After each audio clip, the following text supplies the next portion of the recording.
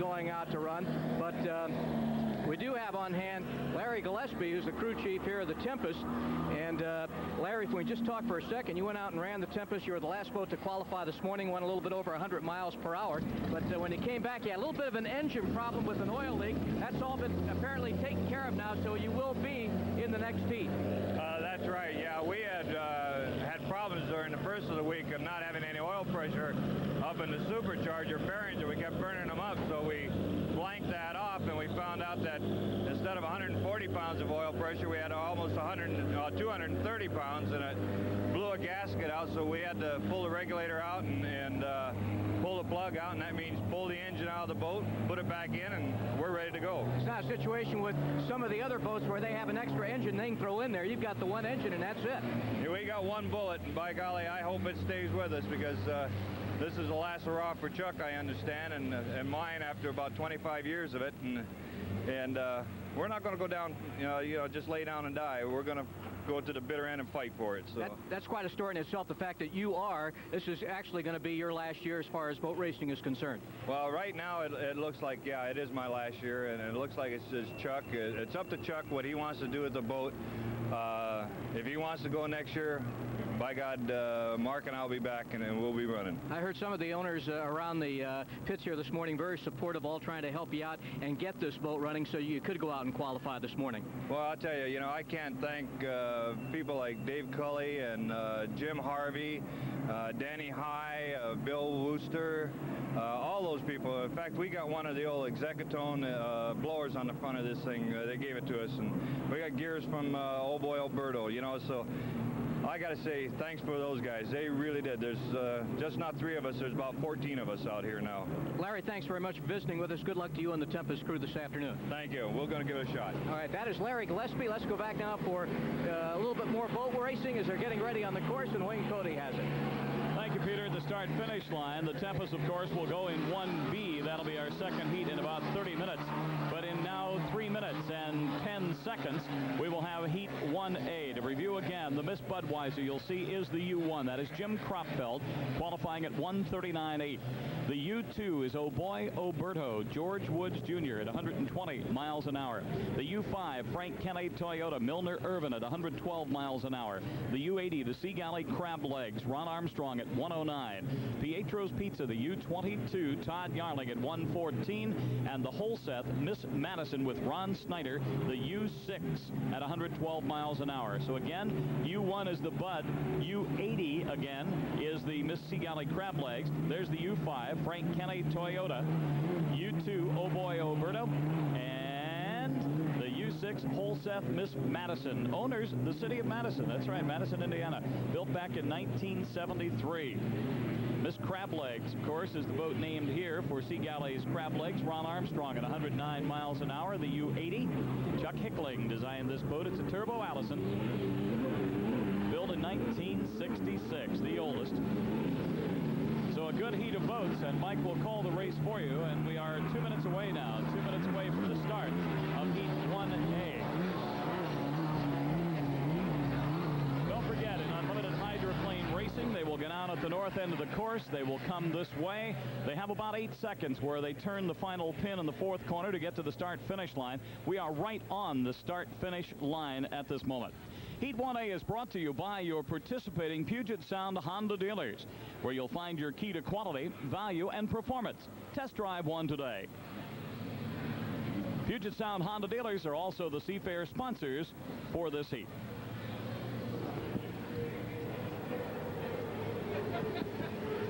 You see the yellow flag. We are there. A matter of fact, on the 3rd story, right about behind the petition under the yellow flag, watching it. Mike's got a great vantage of the course, and of course our 3 pit reporters will keep us abreast of what's happening. And right now, I feel you can win or lose a race right in this last minute, Michael, the way you set up to come across that start-finish line. There's the 1-minute gun. There's the 1-minute gun, and the setup is absolutely important, as you mentioned, Wayne. The drivers want to be in the very best position. They've come out and read the water, and you see them now on the back chute as we get the Chopper 7 shot as they head up to this north turn. As the clock ticks away, who's going to grab lane number 1 is the typical question. It looks like the Oh Boy Oberto lagging back is right now in that lane, but things can change rapidly as the boats get into the north turn and begin to prepare for their start line charge. It's only about an 8-second charge from the upper corner to the start line, and this is a bit of a shorter course than most drivers are used to, so the timing sequence is very critical. Inside, it looks like it will be the Frank Kenny Toyota now, and stretching to the second lane will be the Oh Boy Oberto. Pietro's in lane 3. Lane 4 will have the Madison. Lane 5, the Crab Legs, and outside, as you could be expected, is the Miss Budweiser on the lower end of the screen. Here they come to the line now. Everybody a little bit early and everybody backing down just a tad. It's a fair start. And you have the Frank Kenny and the Madison in the center of your screen headed for the first turn with the Budweiser. On the outside, they're coming in on the left. Moving hard is Jim Kropfeld as he tightens up to come across the corner. Notice the speed as he goes around the other boats. Coming off from the inside, first off the corner, Frank Kenny. And there's the Bud streaking by him. Look at that. The Bud, with a tremendous amount of acceleration, comes off the corner first and starts to pull away. Frank Kenny Toyota in second place now. And back in the rooster tail, a variety of boats, including one that's not doing so well. Looks like the Pietros. Miss Budweiser, Jim Kropfeld, out front by about 500 feet over Milner Urban in the Frank Kenny Toyota. In third place, it is the Oh Boy Oberto. Here's the Bud sliding into lane number 3 or 4 now as he hops through that upper corner. And we have a problem, it appears, on the Pietros going dead in the water in the back chute. And the boat took a real quick side turn, so there may be some damage to the hull. I'm not sure. Budweiser finishes lap number 1. Not real fast, but out front where she wants to be. Water is rough. And we have Frank Kenny in second place at the end of lap number 1. And the Oh Boy Oberto moving up in third position. There's the Bud going through the south corner now, in command of Heat 1A, and not having to press awfully hard. The start line charge was a little bit hesitant this time. Both the Budweiser as well as the Madison and the Frank Kenny were a little early on it and had to back off and then throttle forward again. One casualty already, Pietro's Pizza, and in the back chute, in the infield, we have Todd Yarling standing up on that boat, checking things out. Budweiser, your leader still. We've begun to parade just a little bit now. There's the Bud, out front by about 1,000 feet now. And behind her, we will find the Frank Kenny Toyota. As the Bud goes to the apex of the north turn on lap number 2, the Kenny is just now entering the turn, and on the outside of the Kenny and coming on hard now is the Oh Boy Oberto. The race is for second and third now as the Budweiser continues to lead and continues to hop over these swells. The race for second and third. Right, the only other boat that is running on the heat now is the U-80 Sea Galley Miss Crab Legs. It just completed its first lap a few moments ago. And there is your race for second and third. And from that angle, it doesn't look quite as tight as it really is, because right at the moment, George Woods is trying to move up on the outside of the Frank Kenny. Lapping now the Sea Galleys is the Miss Budweiser through the lower corner. There now you see on the outside the Oh Boy Oberto working on the Kenny, and they are starting to tighten up through that lower corner. There's the differential from Chopper 7, and as you can see, the boat on the outside or to the upper part of the screen is the Oberto, and he is working on that one, the Frank Kenny. And Frank is jumping through the lower corner as well, having a little trouble with the swells there. There's some traffic now as the boats will be passing the lagging back Sea Galley. Miss Budweiser, meanwhile, way out front as you see her. She has no difficulty except with the water. No competition right at the moment against her. And as you can see, the boat is taking those swells well enough to stay upright and stay flat, but showing a lot of the bottom of the hull right at the moment as well. At the end of lap number 3, Miss Budweiser coming past us now. The race continues to be in the north turn now, and that is the Frank Kenny Toyota out front in second place, and the Oh Boy Oberto giving chase on the outside. George Woods on the inside, and with a little more lead is Milner Urban. About 500-foot separation now between the two boats. These boats are behind the Miss Budweiser, of course, in the lower corner. There they are, and let's see how this corner shapes up now. That's the Kenny on the right of your screen, and that's the Oh Boy Oberto on the left, working through the turn now. 250-foot separation. The better turning boat is the outside boat. Much more boat speed. Here's the Kenny as she tightens up in our reverse angle. And there on the outside, sliding to the left, is the Oh Boy Oberto. Let's see what kind of acceleration Woods can get now. He's moving in tighter now. About 4 boat lengths lead now. And that's about all is what the Frank Kenny has on the Oh Boy Oberto. Better acceleration coming at the end of the chute from that Big Rolls Griffin, but good acceleration out of the turn from the Oh Boy Oberto's Merlin Power. 2 Rolls boats going at it, hopping through the north corner now with the lead and still coming down to end lap number 4. 1 more to go with the green flag out for the Miss Budweiser. Here's your race, though. It's Frank Kenny Toyota on the right and on the left. You're looking at the Oh Boy Oberto, and Woods have got a good corner out of it this time. Much tighter this time. And he's going to get the acceleration I told you about off the turn. He's going to come down dead even at the end of lap number 4 for the Oh Boy Oberto and the Frank Kenny.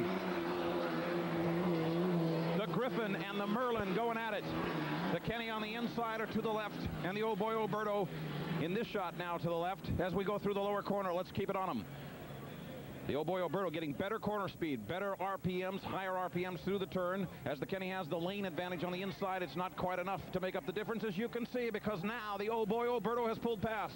The acceleration is quicker now at this point of the course for the Merlin, but it will be faster at the other end of the course or the other end of the straightaway for the Griffin. Let's see if Merlin and Griffin can stay in it right down to the drag race for the start-finish line. Meanwhile, we should tell you the checkered flag is on the barge for the Miss Budweiser. Here she comes, down to finish and win Heat 1A of this Budweiser Cup Seafair 1987. Easy, a cakewalk for the Bud, but the race now looks like it's going to be the Oh Boy Oberto. That other boat in traffic is a lap back. The Oh Boy Oberto has overtaken the Frank Kenny, and George Woods scores a second-place finish. A nice performance by the Merlin boat, the Griffin boat. That one, the Frank Kenny Toyota, now coming across the line, finishes 3rd. The Bud on a cool-off lap.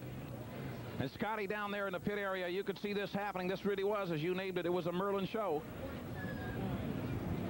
In looking at the 2 boats that did not finish, actually didn't get 1 lap even completed, the Holseth Miss Madison with Ron Snyder qualified at 112, but apparently problems. And the Sea Galley Crab Legs did finish, but 4th and will continue around the course. The Pietro's Pizza with Todd Yarling, problems as it came to the infield. Might, as Mike said, had some hull damage because it did make an extremely sharp turn to come in there and get out of the course. So the U6, the Holseth Miss Madison, did not finish, nor did Pietro's Pizza with Todd Yarling. But a pretty good race between the Oh Boy Oberto and Frank Kenny, and some nice driving by George Woods to get by the crafty veteran. There's Todd standing out on the deck of the boat, and they'll take a little pleasure craft out to him. A rescue boat is not necessary. All he needs is a tow rope to bring it back into the pits. And there's the Bud. How smooth. And I'll tell you something, Jimmy Kropfeld just cruising around. What do you figure? I'm figuring maybe 122, 23 miles an hour is all that he didn't have to go very fast. Nope. Not at all. He really didn't have to. He knew he wasn't going to have to. On the other hand, he had to measure the water a little bit more than he had to measure the rest of the competition. Nicest piece of driving came from this man, though.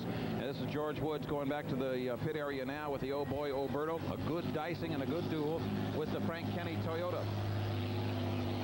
Nice looking piece of racing from those 2 boats.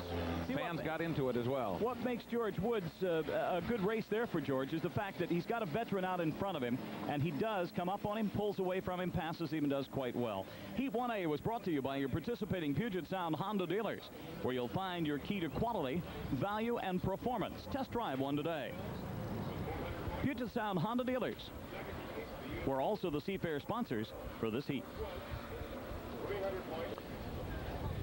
George Woods coming in. There's the Bud with the canopy open. You can get a little better look at that safety canopy that is in there now.